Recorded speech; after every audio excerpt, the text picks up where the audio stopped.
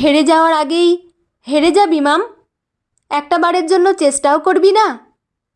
অবুঝ তিন্নির পিঠে হাত বুলিয়ে বোঝাতে বসে বিনিতা। মা সে, মেয়ের ভালো মন্দের দায়িত্ব অনেকটাই তার।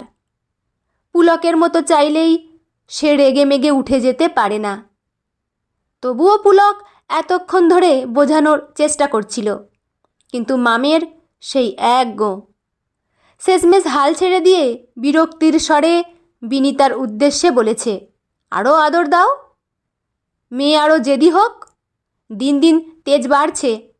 এই জন্যই তখন বারবার করে বলেছিলাম, আর একটা সন্তান নাও, আর একটা সন্তান নাও। সে অন্তত আমাদের ইচ্ছে পূরণের চেষ্টাটুকু করত না। তখন জেদ ধরে বসলে। আর নয়, খরচ প্রচুর। দুজনকে ভালোভাবে মানুষ করার সামর্থ্য কোথায়? একেই আমি নিজের সর্বস্ব দিয়ে মানুষ করব। হলো তো মানুষ? এখন কিনা মেয়ে হায়ার সেকেন্ডারিতে আর্টস নিয়ে পড়তে চায়। আর্টস নিয়ে পড়ে হবেটা কি? সবাই আমায় দেখে মুখ টিপে হাসবে। একে তো সেকেন্ডারিতে মোটে 80% নম্বর পেয়েছে। লোকজনকে মুখ দেখানোই মুশকিল। তার ওপর মেয়ে নাকি সায়েন্স নিয়ে পড়বেন না। ওই ধ্যারে আর্টস নিয়ে পড়ে হবেটা কি? আর্টিফিশিয়াল ইন্টেলিজেন্সের যুগ এখন। সবাই চাইছে টেকনোলজি। সেখানে আর্টস নিয়ে পড়ে মেয়ে কি পরের বাড়ির হেসেল ঠেলবে? সেজন্যই বুঝি এতদিন ধরে মামের পেছনে এতগুলো টাকা খরচ করলাম। অভিযোগের একটাও মিথ্যে নয়। কিভাবে পুলককে বোঝায় বিনিতা। তবুও শান্ত স্বরে নরম ভঙ্গিতে বলার চেষ্টা করে, এত সহজে রেগে গেলে চলবে? টিনেজের সময়টা কিন্তু ভীষণ কমপ্লিকেটেড। মেয়েটাকে একটু শান্তভাবে বোঝালেও তো পারো। আর কত কত শান্ত হব বলতে পারো?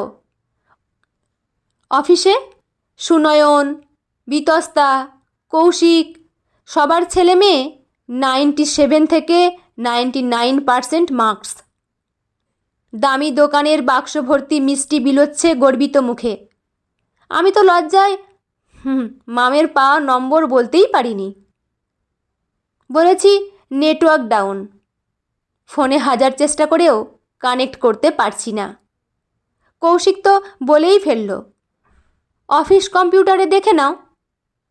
আসলে সবাই মামের রেজাল্ট জানার জন্য উদগ্রীব। বাধ্য হয়ে বলতে হলো রোল নম্বর মনে নেই। কৌশিক শুনে কি বলল জানো? কি বলতে পারে বিনিতার তা ভালো মতোই জানা। অনেক সময়ই 2-3 জন এমপ্লয়ির ফ্যামিলি মিলে ভ্যাকেশন প্ল্যান করা হয়েছে। এতে লোকবল বাড়ে, খরচও কমে খানিক। বলল, কেমন ধারা বাবা রে তুই, মেয়ের রোল নম্বর পর্যন্ত ভুলে যাস? সংসারে মন আছে তো, নাকি অন্য কোথাও? ভাবো একবার। কে জানে এই মেয়ের জন্য আর কি কি আমাকে শুনতে হবে।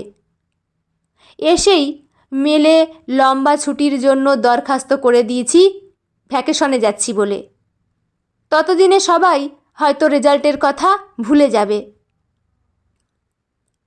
আর কিছু বলে না বিনিতা, কেবল চুপ করে শুনে যায়। মেয়ের সাফল্যের খুশি হওয়ার অধিকার যেমন আছে তার, তেমনি খারাপ রেজাল্টের দায়ভারও নিতে হবে বইকি। এক ঢোক জল খেয়ে বলতে শুরু করে পুলক। পাড়ায় ঢুকেই কি নিস্তার আছে? উল্টো দিক থেকে দীপেন জ্যাঠা হনন করে আসছিলেন। আমায় দেখেই থমকে দাঁড়িয়ে পড়লেন। জানো তো, জ্যাঠার নাতি ফ্যাসিটাও এবছর পরীক্ষা দিয়েছিল। 99% ওপর পেয়ে পাস করেছে। তাও জ্যাঠার মুখে হাসি নেই। আফসোস করছিল 0.1 জন্য 10th পজিশন মিস করে গেল। ভাবতে পারো? সেখানে এই মেয়ে। আমাকেও অবশ্য জিজ্ঞেস করছিল মামের রেজাল্ট। আমি কোনো রকমে কাটিয়ে দিয়েছি। কিন্তু কতদিন? কালই না বাড়িতে হানা দেয়। স্বভাব তো জানো। যতক্ষণ না মামের রেজাল্ট জানছে ভাত হজম হলে হয়। উঠে চলে যায় পুলক। এখনও মেয়ের মুখে কোনো কথা নেই। এত জেদি কবে হলো মাম? হেরে যাওয়ার কিছুই নেই মা। হাতে ধরা আপেলটা সামান্য নাচিয়ে আস্তে করে কামড় দেয় মাম। যেটা পড়তে ভালো লাগে না জোর করে সেটাই পড়তে হবে কেন? আমার লক্ষ্য স্থির করে নিয়েছি। ভবিষ্যতে ইংরেজি নিয়ে পড়াশোনা করব। লিটারেচার পড়তে আমার ভালো লাগে। গল্পের বই আমায় আনন্দ দেয়। মনে পড়ে মা, ছোটবেলায় নাচতে আমার কত ভালো লাগতো, কিন্তু তোমরা পড়াশোনার দোহাই দিয়ে কন্টিনিউ করতে দিলে না। কিন্তু এখন আমি যথেষ্ট বড়, নিজের পছন্দ অপছন্দের বোঝার ক্ষমতা হয়েছে। 11-এ আমি আর্টস নিয়েই পড়ব। হাজারো মান অভিমান রাগ বিরাগের পালা শেষে মাম আর্টস নিয়েই ভর্তি হলো। সেদিন থেকে পুলক তার আদরের মেয়ের সঙ্গে কথা বলা বন্ধ করে দিয়েছে। কি হবে বলে? মেয়েটা যখন কথাই রাখল না। কি বা চেয়েছিল পুলক?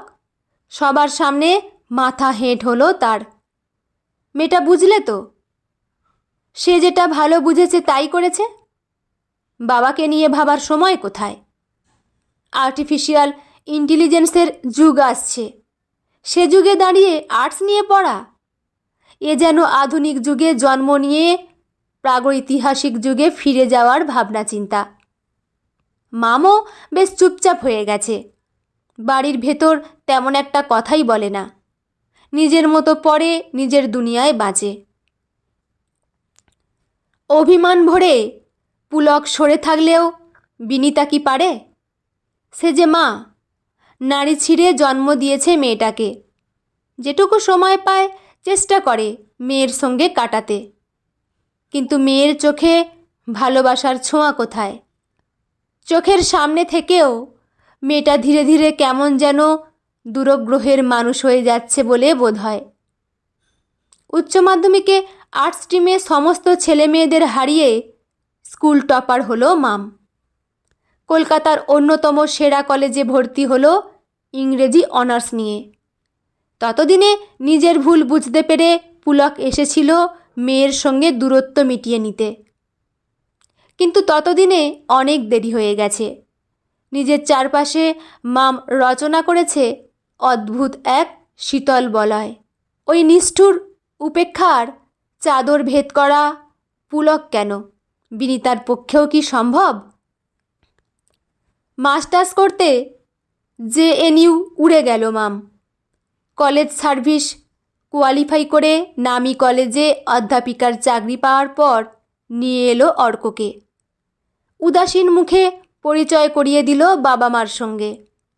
পেশায় সিভিল ইঞ্জিনিয়ার, 6 অঙ্কের স্যালারি, ভালো পার্কস। আপত্তির কোনো কারণই ছিল না পুলক বিনিতার কাছে। দুই পরিবার মিলে কথাবার্তা ফাইনাল হলো। শুভ দিন দেখে সিঁথিতে সিঁদুর পরে মাম চলে গেল শ্বশুরবাড়ি। দূরত্ব বাড়ল আরও। বিয়ের দিন নানা আচারবিধি পালনের ফাঁকে পুলক আরেকবার চেষ্টা করেছিল মামের সঙ্গে দূরত্ব মিটিয়ে ফেলার, কিন্তু মাম অনড়। বাবার নিক্ষিপ্ত বাক্যবাণে তার বুকের গভীরে সেদিন যে আগুন জ্বলেছে তা আজও নেভেনি। আজকাল কত সময় বিনিতার হাতে, বোবা টিভি চালিয়ে বসে থাকে সে। মাঝে মধ্যে ভাবে চেষ্টা করলেও পুলকের সেই চেষ্টার মধ্যে কি তেমন একটা আন্তরিকতা ছিল? সন্দেহ হয়, বড় সন্দেহ হয়।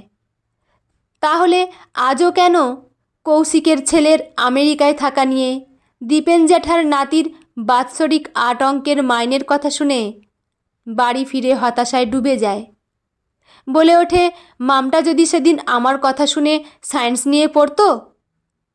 মামের মেয়েটা মামের মতোই টুকটুকে হয়েছে, মাথা ভর্তি কোকড়া চুল। কয়েক ঘন্টার ছোট্ট পুতুলটাকে কোলে তুলে আলতো করে গালে গাল ঠেকিয়ে অর্ক বলল, আমাদের আনন্দে ভরিয়ে তুলতে এসে গেছিস? পুরো আকাশটাই রইল তোর জন্য, যেমন ইচ্ছে উড়ান দে। আমরা তো রইলামই, ডানা শক্ত করার জন্য। অবাক হলেন পুলক। এমনভাবে ভাবে অর্ক। লক্ষ্য করলেন হাসপাতালের বিছানায় শুয়ে থাকা ক্লান্ত মামের চোখে অদ্ভুত এক আলো। এমন আলো তো তিনি কখনো আগে দেখেননি। দম বন্ধ লাগছিল। বিনিতাকে আস্তে করে বলে বেরিয়ে এলো কেবিন থেকে। করিডরের লম্বা টানা বারান্দায় দাঁড়িয়ে রইল একাকী। মনে হলো কতকাল হয়ে গেছে এমন একলাই সে দাঁড়িয়ে আছে। বুক ভরে নিঃশ্বাস নিতে গিয়ে ভেতরটা যেন চিনচিন করে উঠল। এতদিন বাদে এই প্রথমবারের জন্য নাতনির মুখ দেখে পুলক উপলব্ধি করলেন জীবনটা আসলে এক নদীর মতো। বাঁধন দিলে সে সৃজন করে, আর বাধা দিলে ধ্বংস। অর্কর মতো সেদিন তিনিও তো এমনটা ভাবতে পারতেন, বলতে পারতেন, চিন্তা কিসের মাম, যা ভালো লাগে তাই নিয়ে পড়, আমি তো আছি পাশে, থাকবো সারা জীবন। স্রোতের মতো বয়ে চলা লোকজনের কথায় কান্না দিয়ে শক্ত করে ধরতে পারতেন আত্মজার হাতখানি। বন্ধুরা, গল্পটি এখানেই সমাপ্ত। গল্পটি আপনাদের কেমন লাগলো অবশ্যই কমেন্ট করে জানাবেন। লেখা মন কেমনের ডাকবাক্স অনিন্দিতা, পাঠে আমি রিমি। দেখা হচ্ছে পরের কোনো গল্প নিয়ে। ভালো থাকবেন সবাই। ধন্যবাদ।